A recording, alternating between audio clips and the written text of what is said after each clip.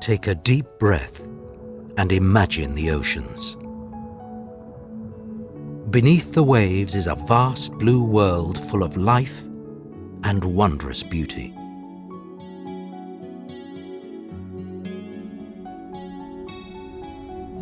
Planet Earth is planet ocean. The sea covers more than 70% of its surface. From frozen polar seas to warm tropical waters, oceans encompass the globe. And from the infinite blue deserts of the open ocean to the unexplored worlds of the deep sea, the oceans live and breathe as one. Oceans regulate the climate, rainfall, winds, and temperature.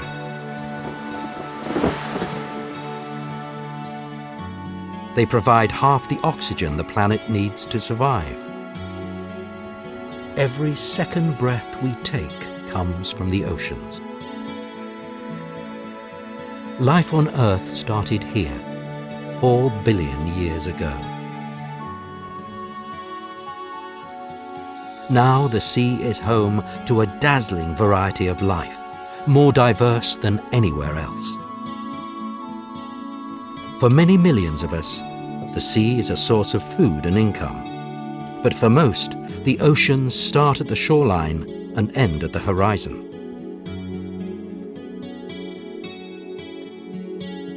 It's time to look at the bigger picture. Take a deep breath and imagine the oceans.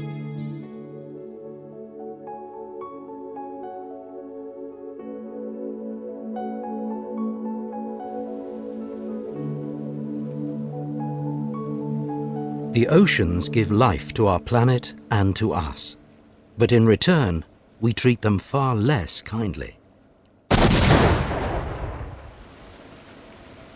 From top to bottom, our oceans are in crisis. By jeopardizing their future, we have placed our own in the balance.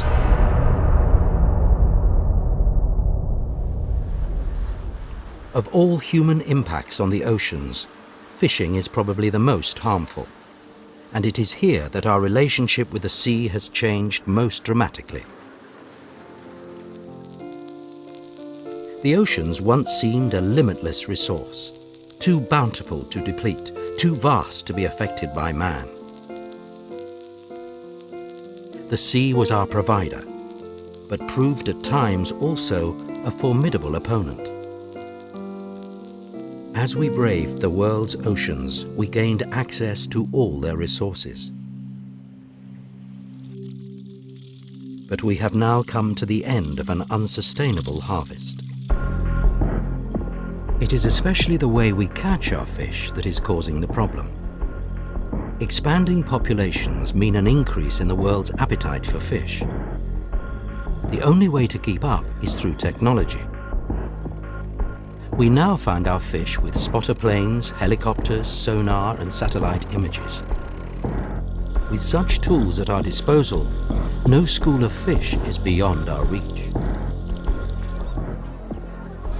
1 billion people, many in poverty, rely on fish as their primary source of protein. But as we are rapidly emptying our oceans, the global catch is not shared fairly. Now that stocks in their own coastal seas have become depleted, industrial fishing fleets are operating off distant shores. One European vessel fishing off West Africa can take as much in 1 month as 7,000 local fishermen catch in a year.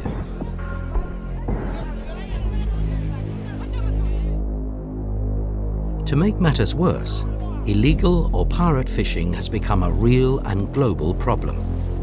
In some areas, every other fish landed on the fish market is stolen.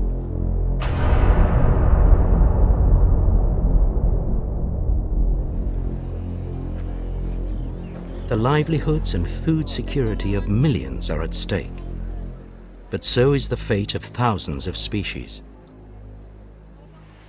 Over the past few decades, many of the larger fish have been brought to the brink of extinction. Sharks fulfill a crucial role in the ocean's ecosystem as top predators. Yet every year, 100 million of these animals are caught. Many are stripped of their fins and thrown back into the sea to drown. The fins end up here on markets across Asia to float around in soup.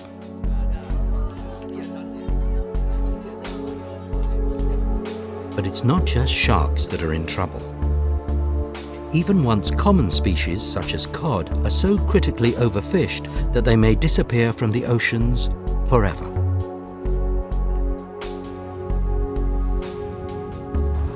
In order to catch the last remaining fish, we use ever more powerful and indiscriminate technology.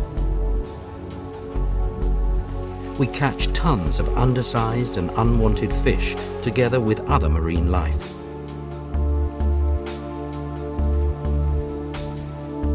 And on bycatch, one fishery has a particularly bad track record. For every kilo of shrimp, 5 kilos of marine life are wasted. With the bycatch, the future of both ecosystem and fishermen go overboard. But bycatch is not limited to trawl fisheries.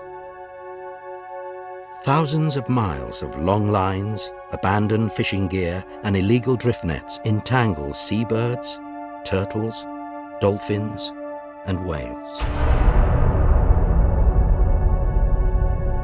The serial depletion of stocks has forced us to find new fishing grounds. In the deep ocean, we find ourselves among aliens from another world. In these cold and dark waters, coral reefs grow on submarine mountains called seamounts. These fragile structures have taken thousands of years to form. They support unique and wonderful life forms. So far, we have explored less than 2% of this last frontier. The deep ocean still harbors many secrets. Among them may be solutions to diseases such as cancer. But fishermen are beating scientists in the race to the deep. Bottom trawlers bulldoze the deep sea reefs, reducing ancient habitats to rubble. Corals, the 1,000-year-old homes of a myriad of life forms, are dumped as waste. Fish are among the last wild animals to be hunted commercially. But now a new solution has come into focus. Across the globe, huge cages and farms are set on the water, rearing fish where once they swam wild. At present, 1 out of 4 fish we eat is farmed, and in the future, that figure could double. But rather than provide a solution to overfishing, fish farming is making the problem worse. For every kilo of farmed fish, we need to take 4 kilos of fish from the wild to feed the caged. But again, it's our appetite for shrimp that causes the most severe damage. Mangroves are marine forests that fringe the coastlines of the tropics. They offer protection from storms and provide a unique habitat and breeding ground for a great number of species. But in many parts of the world, hundreds of miles of mangroves have been cleared to make way for shrimp farms.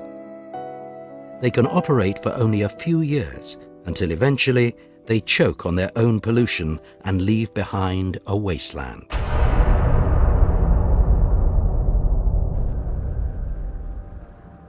The oceans are more to us than just a food source, but our other activities are often just as harmful. Sand and gravel dredgers vacuum the seabed. The ocean floor is mined for minerals, and deeper below we drill for oil. We transport it across the oceans, dangerously close to our coasts.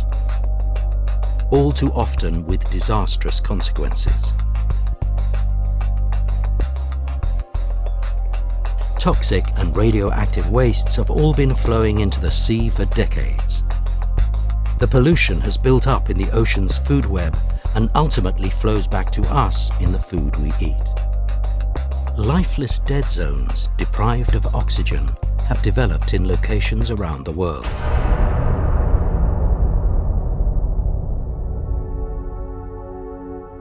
But another, perhaps far greater threat is looming.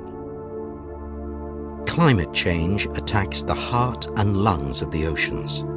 It affects life from top to bottom.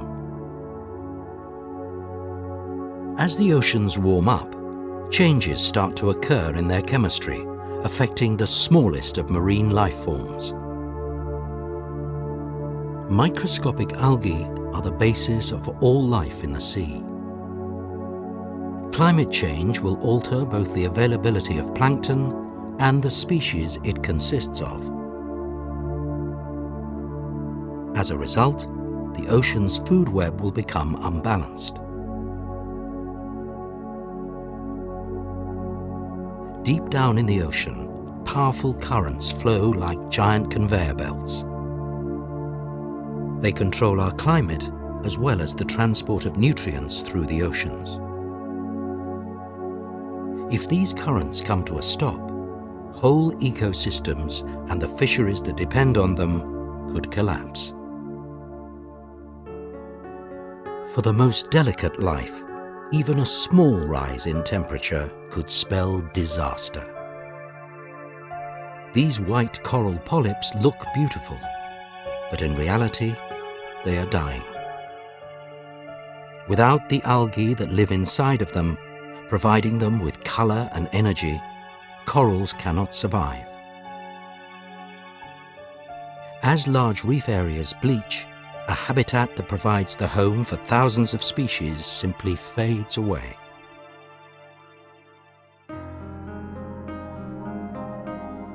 It has only been in the past few decades that we've been able to see for ourselves what is really going on beneath the waves. As the oceans are revealing their secrets and beauty, we are also becoming more aware that they're in real danger. But fortunately, the oceans are resilient, and it is not too late for change. We need to shift to more sustainable fishing and away from overexploitation and destruction.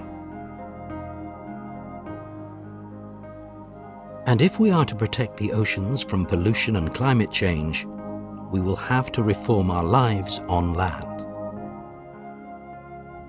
Perhaps we can draw on our experience at home to protect the oceans. The creation of nature reserves is a well-established concept on land, but not so in the marine environment.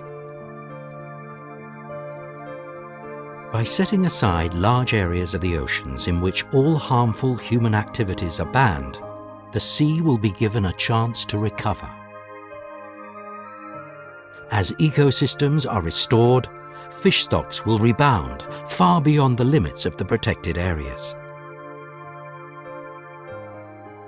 To ensure true protection, a global network of marine reserves is needed.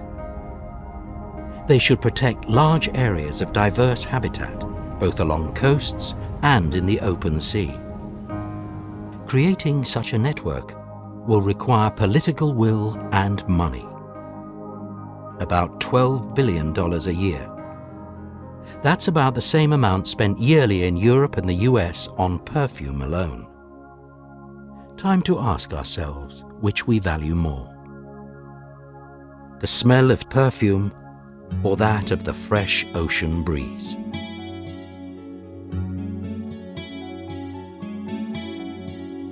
The people of the Pacific are surrounded by the endless sea. To the islanders, the ocean is not what divides us, but what brings us together. It is not too late to make a change. We all can play a role in the protection of our oceans. And in the words of a Japanese poet, Individually we are a drop, but together we are an ocean.